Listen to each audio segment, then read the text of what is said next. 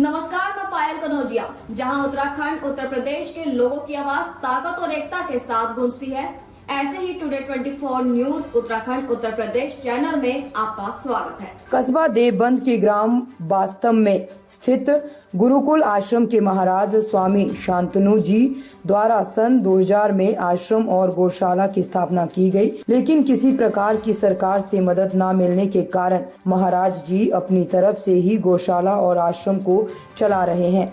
देवबंद से अरविंद शर्मा की रिपोर्ट। नमस्कार, आप देख रहे हैं टुडे 24 न्यूज उत्तर प्रदेश उत्तराखंड। मैं अरविंद शर्मा आज आया हूं देवबंद में उस स्थान पर जहां पर एक स्वामी जी जिन्होंने 2000 में देवबंद तहसील के ग्राम वास्तव में गुरुकुल की स्थापना की थी। धीरे धीरे करके वह देवबंद की ओर बढ़े और देवबंद में गुरुकुल आश्रम के लिए चलाने के लिए उन्होंने बहुत प्रयास किए, किंतु सरकार की तरफ से कोई मदद ना मिलने के कारण गुरुकुल नहीं चला पाए।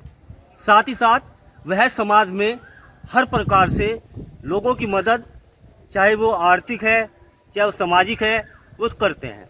प्रत्येक दिन यहाँ पर बहुत दूर दूर के श्रद्धालु, उनके मानने वाले आते हैं और उनका आशीर्वाद प्राप्त करके जाते हैं। Swami ji today 24 news channel में आपका हार्दिक स्वागत है। आज हम आपके पास ये जानने के लिए आए हैं कि आपने ग्राम वास्तव में गुरुकुल की स्थापना कब की थी? ग्राम वास्तव में 2000 में हरिद्वार से आकर के हमारे गुरुजी दंडी स्वामी विश्वनाथ आश्रम जी थे, उन्हीं के ही पवित्र स्थल तपोस्थली में हमने गुरुकुल की प्रारंभ की।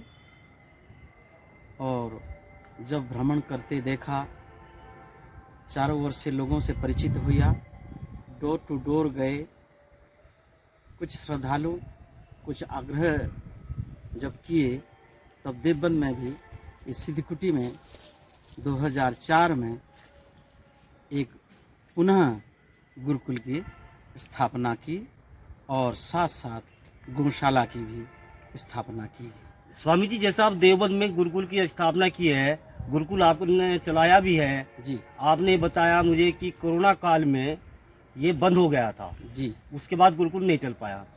आखिरकार गुरुकुल जब आप चला रहे थे, क्या सरकार ने आपको मदद की या नहीं की? सरकार के तरफ से कोई मदद नहीं मिली। समाज से, अनुयायियों से, सभी भक्त वृंद से जो उपलब्ध हुआ, उसी में ही अपना गुरुकुल का भरण पोषण करके और गौ माताओं का भरण पोषण करके चलाने की आज तक भी कोशिश जारी है।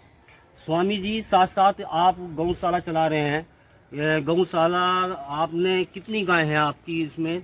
गौशाला में लगभग 120-25 के करीब गौ माताएं हैं। 125 गाय हैं आपके उसमें? जी जी। और 125 गाय के लिए जैसे भूसे का है, चारे की व्यवस्था है, उसके लिए कोई आर्थिक सहायता सरकार से मिली है या नहीं मिल रही है? या नहीं मिल रही है तो आप कैसे उसको व्यवस्थित कर रहे हैं? सरकार के कोई मदद अब तक नहीं मिली है। गौ माताओं का प्लस ब्रह्मचारियों का हमने सभी भक्तों से डोर टू डोर जा करके, जो हमारे अनुयायी हैं, जो भक्त वृंद हैं, जो धर्म प्रति, सनातन धर्म प्रति जो आस्था रखते हैं, उन सब से मिल करके इन संस्थाओं को, गौ माताओं का ये भरण पोषण हो रहा है। और मैं आपके चैनल के माध्यम से आपके दर्शकों को मैं ये धन्यवाद करना चाहता हूँ कि सरकार की मदद नहीं मिलने पर भी सभी भक्त वृंद, सभी समाज सेवी लोगों ने समय समय पर आ करके गौ माताओं का तथा ब्रह्मचारियों का डोर टू डोर जो जैसे उनको सूचना मिलती है, तुरंत आ करके वे अपना सेवा में लगने की कोशिश करते हैं। स्वामी जी, अक्सर मेरे सुनने में भी आया है और देखने में भी आपने मुझे बताया कि जो स्वामी रामदेव जी हैं, वे आपके साथ आपके सहपाठी रहे हैं जिंद जिले में, हरियाणा में जी। वे आपके सहपाठी रहे हैं जी। और पहली बार में मिलने के लिए भी आपके पास आए थे जी। तो इसमें क्या हुआ है? जिंद, हरियाणा के जिंद जिले में कालवा नाम के गांव है। जी वहाँ हमारे व्याकरणाचार्य गुरुजी आचार्य बलदेव जी थे। जी व्याकरण पढ़ने के लिए हम जब गए थे, वहीं पर स्वामी जी के साथ मुलाकात भी हुई और साथ साथ व्याकरण के सहपाठी भी बने और वहीं से स्वामी जी के साथ परिचय भी हुआ।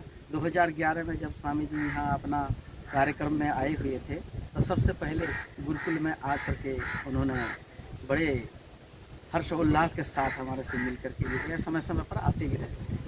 देखिए, स्वामी जी ने बताया कि रामदेव जी के सहपाठी रहे हैं। रामदेव जी जब यहाँ देवबंद आए थे तो गुरु जी के पास मिलने के लिए भी आए थे। साथ ही साथ यदि हम बात करें राजनीतिक क्षेत्र की बात की जाए तो माननीय रक्षा मंत्री राजनाथ सिंह जी, पूर्व मुख्यमंत्री उत्तर प्रदेश स्वर्गीय बाबूजी कल्याण सिंह जी से बहुत ही घनिष्ठतम, बहुत ही निकटतम संबंध रहे हैं।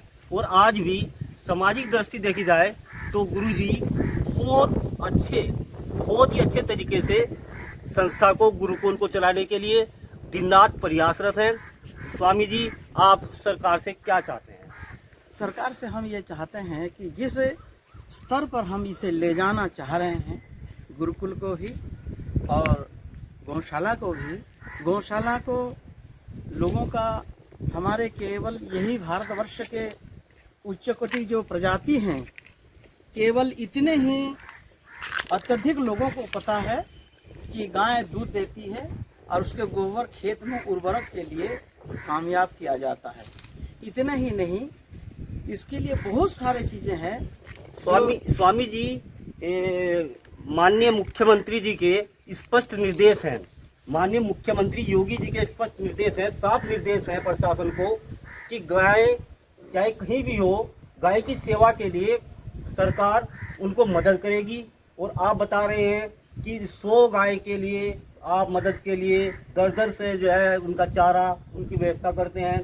ठीक है, तो आप योगी जी को क्या कहना चाहेंगे, मुख्यमंत्री से क्या संदेश पहुंचाना चाहेंगे अपना?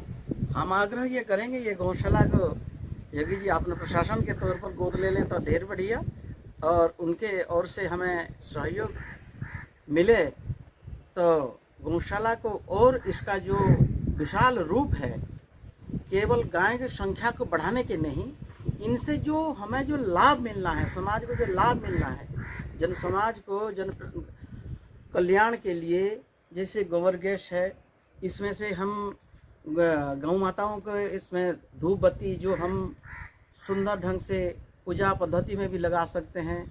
इनके लिए जो उर्वरक हम जो अलग केमिकल लगा करके जो उर्वरक बना रहे हैं, उनसे बचने के लिए इन गौ माताओं से, इनके गोबर से बहुत अच्छी तरीके से हम उसका निर्माण करके किसानों को हम सहयोग कर सकते हैं।